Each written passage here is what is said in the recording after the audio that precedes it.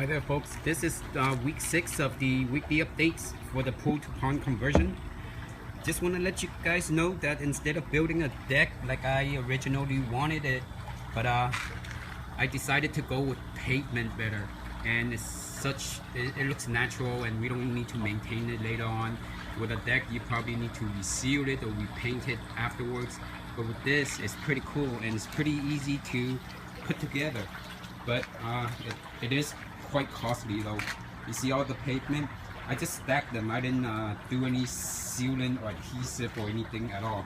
It was originally just a slab of cement, so I created these kind of like give it a design look. And yeah, well, you'll see. I've been going to Home Depot for so many times this week. It's crazy. I've been lifting almost close to 2,000 pounds of these pavements by myself, so it was pretty tiring, but there's a lot more to go, and you'll see some of the cement area that I have here. Eventually it's going to be river rocks once I have established a frame of pavement, and once the frame is done, then I can put more river pebbles on it as well. As you can see right here, I put a bunch of pond pebbles in there, and a liner. Here's the liner, and it's about 4 inches deep. So on a weekly basis I just fill this area up. We don't need to water this group of plants on a daily basis. Just fill it up to the liner, and we don't need to do anything for a whole week, or depending upon the water evaporation, that is. And soon, because I created this liner, and soon this section is also going to be the filtration for the pond, okay? But right now, as you can see, it's right below the rooftop. So if there is rain, the roof shingles and the rainwater wouldn't be healthy for the pond. So right now I'm not diverting the water or make it overflow back to the pond just yet, until I have something on top so that the rainwater from the roof wouldn't come down to this area. And once that's complete, I can then recycle the water back to the pond and everything, and then ultimately I don't need to even water anything at all. So that's the next phase coming up, but it'll be a while, so it's still a work in progress. Yeah, so just like to design a little stuff. Now the exit of the patio door is much more inviting, you know, and I think it's way better than a deck. So, but you'll be surprised though about the cost of these pavement. Each of the section here that I have, just this section alone, this section's not done yet. I need to get a liner and then put some pond pebbles in it, just like the other side. But yeah, this section alone is like $100 of pavement, and this section is also $100 of pavement with the liner and the pebbles, and this section here is also $100 for it. So yeah, I mean, each of the pavement doesn't seem much if you count them individually, but wow, it does add up. So that was one of the stuff that I did for the past week. And I also did something else for our filtration. I don't know if you recall the first video that I made. I was using an airlift pump concept. So here's a complete section. Instead of using barrels for filtration, I think I'm gonna go with these now. It's like aquaponics. So yeah, I just buy this container from Home Depot. It's only like $13. It's one of those cement mix. And what I do is that I just filled it up with 8 inches of lava pebbles, and also small river rocks. And I'll show you how I did it. You can see all the pipes here. You see the blue hose? That's the air pump hose. And what it did was that it's connecting to this small hose, and this small hose have a T that's connected to this bigger hose right here. I mean bigger pipe. So the air is kind of like curved up to this bigger pipe, and when the air comes up, it lifts up the water from beneath too. And what I did was that I have the extension of this 1 1/4 inch PVC pipe extended all the way to the bottom of this 8 feet deep. So then it's drawing water from the very bottom, and then it's lifting up through here. And as you can see here, you see 3 apparatus right there on the top. What it is that when the air are forced out, the air need to exit somewhere. So I created these. As you can see, look, if I take this extension out, the water pops out. So I need the extension here.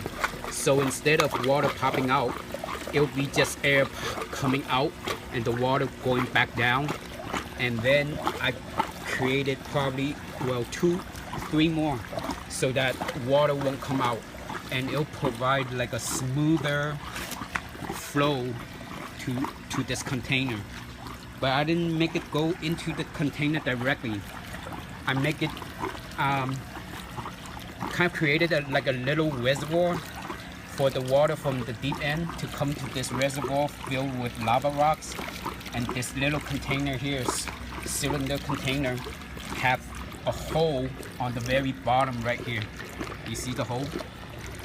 So water comes in here, it goes through all the lava rocks and then out through the bottom of the reservoir. And then it'll go through all these pebbles here, and then through the small river rocks, and then all the clean water right here. And then it'll go through the outflow here. This is kind of like a safe outflow, so the container won't overflow. And it also goes through this outflow here. It's just a siphon. I use a hose and push all the air out, and then it just siphons through, and it provides me with this. Pretty cool, huh? And it's using an air pump only. Airlift concept is very popular nowadays, so it's cool if you could introduce that concept to your pond, to your tank, and it saves you a lot of electricity. And I did also put some vegetables here just to test it out, and some floating plants. I could even use this as for fries in the future if I want. You know, it's a very nice and clean filtration system. So it acts as a filtration system, and at the same time I could plant anything I want on top of it, just like aquaponics. So I just have one here, but pretty soon I'm gonna have a line of these, so that I'll have like a line of bed of these, and we're gonna have more space for vegetable planting, and at the same time their roots would filter the water along with the pebbles. You can see I don't even use filtration pad at all, because I just want to mimic nature, you know. And with nature there's no filtration pad. As long as all the mulch hit the rocks and pebbles and constantly, it will break it down, you know, for the microbes to handle and convert the water and convert it to nitrate for the plants as fertilizers. So it's pretty cool. I think this is a very clean way of filtration. You don't need to wash, or you don't need to clean anything at all. Anything that's left on the bottom of it, it's all fertilizers for the plants. So soon I'm gonna have like a line of these. I'm probably gonna have another one right here in the back, and probably 2 more right here, or just 1, you know. And I also created something. Remember the skimmer? The fishes like to hide in this place, so what I did was this. You cannot see it very clearly because I was playing with the water earlier in there.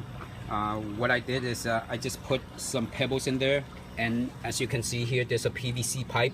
Once again, I also used the airlift where the hose goes to the very bottom, and it pumps air and it lifts the water out at the same time. So the water from the bottom portion here, it will be lifted up and it will come out right here. You see that? So every time the old water from the bottom comes out here, new water will be going in there. So it's kind of like providing a skimmer effect, and it keeps it clean in there so it won't smell. Anyways, here are the plants are somehow migrating to this section of the pond, and it looks pretty green, still looks good. And I have some lilies here. I just germinated them last week and pretty good looking so far. Well, that's what I did this week. And there's a lot more to be done. You see here all the cement here. Yeah, I don't like anything solid and cement looking. So all these here is gonna be paved with a design similar to these right here. Well, this is my week 5 update of our pool to pond conversion. I hope you enjoyed this video and thanks for watching.